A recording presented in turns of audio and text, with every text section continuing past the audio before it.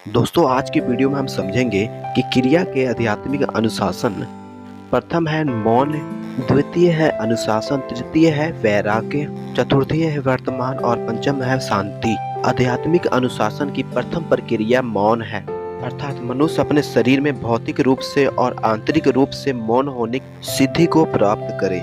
यह मौन होने की सिद्धि कैसे प्राप्त की जाती है? क्या इसका अर्थ विचार मुक्ति से है? जी नहीं। विचार एक स्वतः आने वाली प्रक्रिया है। विचार को रोकने के लिए भी आपको एक नया विचार जनरेट करना पड़ेगा, लेकिन मौन एक स्वाभाविक प्रक्रिया है। आप जितना स्थिर रहेंगे उतना अधिक आप अंदर से मौन रहेंगे। अर्थात जब भी मनुष्य बैठे या कहीं भी कोई भी कार्य कर रहा हो तो प्रयास करे कि वह स्थिरता का पालन करे। इससे उसकी एकाग्रता में वृद्धि होगी। साथ ही साथ आप मौन की प्रक्रिया का पालन भी कर पाएंगे। वह साधक जो क्रिया का अभ्यास कर रहे हैं वह झूठ तो बिल्कुल ही ना बोले, किसी को अनायास गाली गलौज ना दे, अपशब्द ना बोले। जब मनुष्य स्थिरता का पालन करे, दैनिक जीवन में कम शब्दों का उपयोग करेगा और नियम अनुसार जीवन जिएगा तो वह मौन का पालन कर पाए। अनुशासन का दूसरा नियम वर्तमान में जीवन यापन करना है। वह साधक जो अपने जीवन में सभी प्रकार की समस्याओं से मुक्ति चाहते हैं, उन्हें यह नियम पालन करने से 100% इस लाभ की मिलने की संभावना है। आप अपना जीवन वर्तमान में जिए, अर्थात जो भूतकाल में हो चुका है इसके विषय में रोष रोध आदि ना करें और भविष्य की कल्पना इतना भी आधे अधिक ना करें जिससे वह कालकल्प कल्पनाओं में परिवर्तित होने लगे।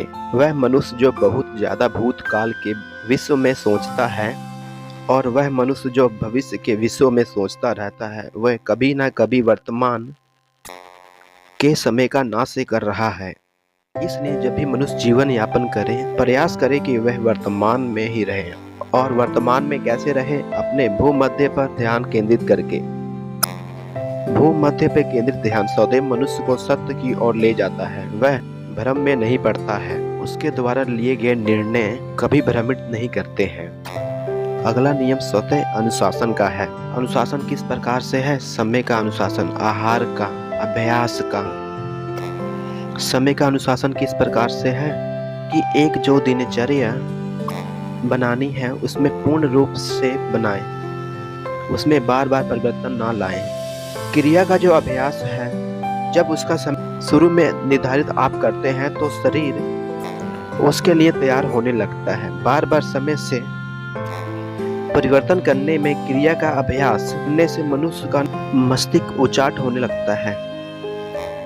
शरीर को एक्सरसाइज या किसी भी प्रकार के ध्यान क्रिया के लिए तैयार करने में बहुत समय लगता है। मुझे क्रिया का अभ्यास करना है और मैं क्रिया का अभ्यास करने बैठ गया हूँ। इन दोनों में जो दूरी है वह बहुत ज्यादा है। जो साधक किसी प्रकार के व्यायाम करते हैं वह इन चीज को समझ सकते हैं।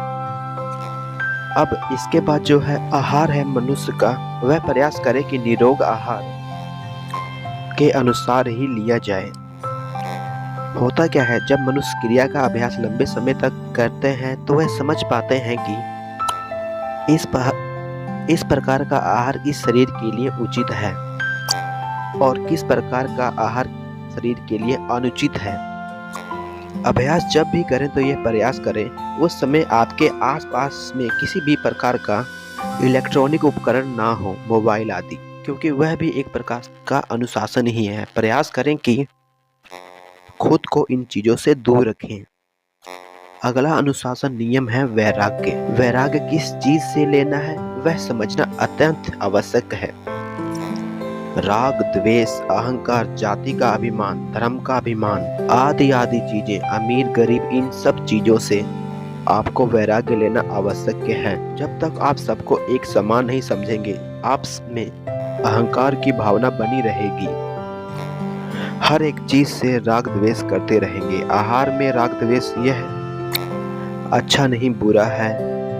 गंध में राग द्वेष, यह गंध अच्छी नहीं, यह गंध बुरी है। कुत्ता भौंक रहा है तो बुरा लग रहा है, बच्चा रो रहा है तो बुरा लग रहा है, कोई ये काम कर रहा तो बुरा लग रहा है, कोई वो काम कर रहा तो बुरा लग रहा है। इन चीजों को कहते हैं राग द्वेष करना। इन चीजों से आपको ऊपर उठना पड़ेगा। सभी को एक बराबर मानना पड़ेगा। जितना अधिक आपका राग द्वेष रहेगा उतना आपको समय लगेगा क्रिया में उन्नति में। जब मौन की प्राप्ति कर लेता है तब उसे शांति का आभास होता है। और शांति में क्या होता है, मनुष्य शांति में प्रसन्न रहता है, अर्थात वह सभी प्रकार के वैराग्य के कारण से दूर हो जाता है।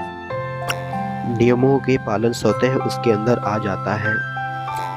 वह वर्तमान में स्थित हो जाता है।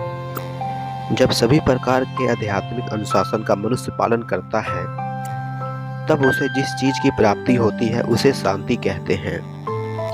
और शांति के प्राप्ति के बाद मनुष्य सदैव प्रसन्नचित्त रहता है। उसे ना भोजन की आवश्यकता है, ना वायु की, ना गति की, ना सांस की, ना दूरी की, ना समय की। शांति के बाद मनुष्य सर्वप्रथम समाधि का अनुभव करता है।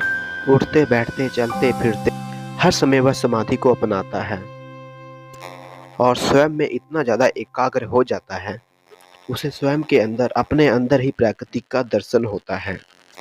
उसे अपने अंदर ही ईश्वर के दर्शन होते हैं, अपने अंदर ही समस्त गुणकारी शक्तियों के दर्शन होते हैं। वह स्वयं और ईश्वर की दूरी को समाप्त करने में सक्षम हो जाता है।